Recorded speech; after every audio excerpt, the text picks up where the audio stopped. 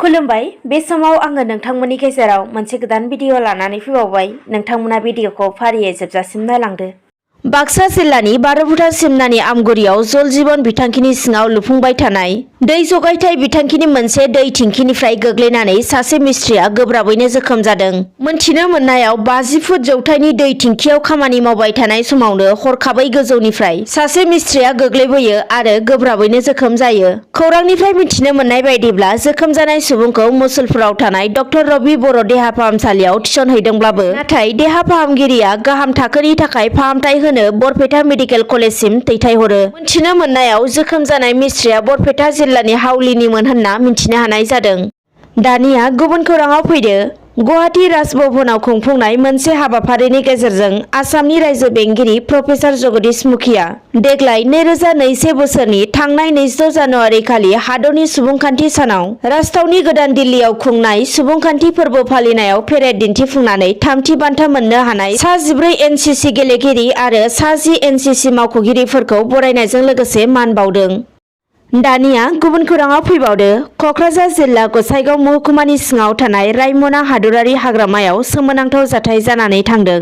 मोनथिनो मोननायाव मैदेरनि हाथाय फाननो फैनाय सिखारिया सासे एसएसबि जवाननि मोननै आसिखौ सिफायनानै होदों। मख'नो नांगोन दि रायमना हादरारि हाग्रामानि हाग्रा बिफाननि हानजा आरो एसएसबि हानजाया भारत-भुटान सिमनानि आमथेखायाव संदाननाय खामानिखौ खालामदोंमोन आरो संदाननायनि गेजेरजोंनो मैदेर हाथाय फानग्रा सिखारिनि बेगआव सिग्रोमनानै सिखारिखौ हमनो नागिरनाय समावनो बे जाथाया जानानै थांदोंमोन। खौरांनिफ्राय मिथिनो मोननाय बायदिब्ला दायो जोखोम जानाय जवानखौ बङाइगावनि मोनसे गावारि देहा फाहामसालियाव थिसनथाय होनाय जाबाय। लोगोसेनो संदानग्रा हानजाया संदाननाय समाव सिखारिफोरनिफ्राय थनै मैदेर हाथाय बोखांनो हानाय जादों होननानै मिथिनो हानाय जादों।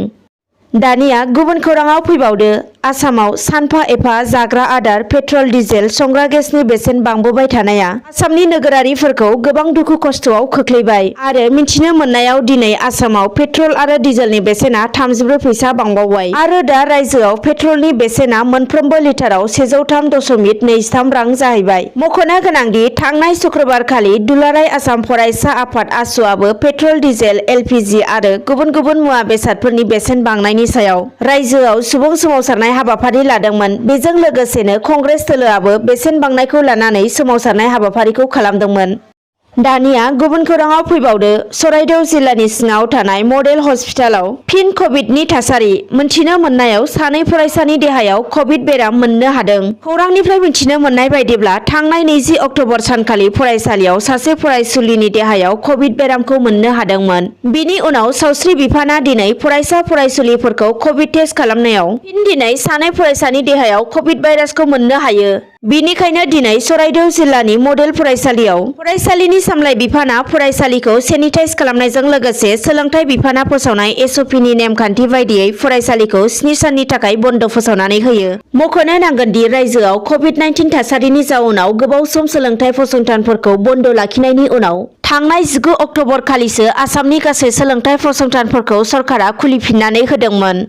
गुबुन फारसेथिं खौरां मोननो हाबावनाय बायदिब्ला मुलुगनाङै कर'ना भाइरास गोसारहोनाय चीन हादरा आरोबाव कर'ना भाइरासजों साग्लोबजाबावबाय। मोनथिनो मोननायाव चीन हादरा कर'ना भाइरासजों गोहोम खोख्लैजानाय ओनसोलफोराव फरायसालिफोरखौ बन्द खालामनानै होफिनबाय। लोगोसे माखासे जायगाफोराव लकडाउन होफिनबाय। बिनि अनगायैबो चीन हादराव सरकारा सुबुंफोरखौ गोनांथार जानायावल' बायजोआव ओंखारनो थाखाय खावलायदों आरो गुबुन फारसेथिं मोनथिनो मोनबावनायाव चीन हादराव सरकारा कर'नानि बांनाय गोहोमखौ नोजोर होनानै उरां जाहाजफोरखौबो होबथानानै दोनथ'बाय।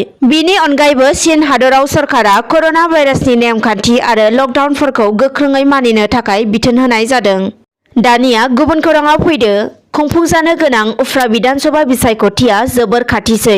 बेखौ नोजोर होनानै रायजोआव दासान्दि बिसायख'थिनि दुंहाव बारा गोख्रोङै बारनो हमदों। लोगोसेनो गुबुन गुबुन दोलोनि राजनितिकनि दैदेनगिरि बिथांमोना गाव गावनि बिजाथिफोरखौ देरहाहोनांगौनि थांखिजों गोख्रों खामानि मावनाय आरो बिसायख'थि फोसावदिंबाय थानायखौ नुनो मोननाय जादों। बे समावबो रायखांनो नांगोन दि आसामनि गिबि मन्थ्रि डक्टर हिमन्त बिश्व शर्मा बिथाङाबो आथिखालाव दोलोनि बिजाथिखौ देरहाहोनांगौनि थाखाय गोख्रों नाजानायजों लोगोसे बिसायख'थि फोसावदिंनाय बायदि मेलफोराव बाहागो लानायफोरखौ नुनो मोननाय जादों। थिग बिब्दिनो दिनैबो 29 नं गसाइगाव बिधानसभा बियाबाव बिजेपि एजिपिजों मदद होजानाय इउपिपिएलनि बिजाथि जिरन बसुमतारीखौ देरहाहोनांगौनि थांखिजों आसामनि गिबि मन्थ्रि डक्टर हिमन्त बिश्व शर्मा बिथाङा गसाइगावनि खासियाबारि गेलेग्रा फोथाराव खुंफुंनाय मोनसे बिसायख'थि मेलाव एबा सुबुंगौमा हाबाफारियाव बाहागो लानानै बिसायख'थिनि सांग्रांथि होनायखौ नुनो मोननाय जादों।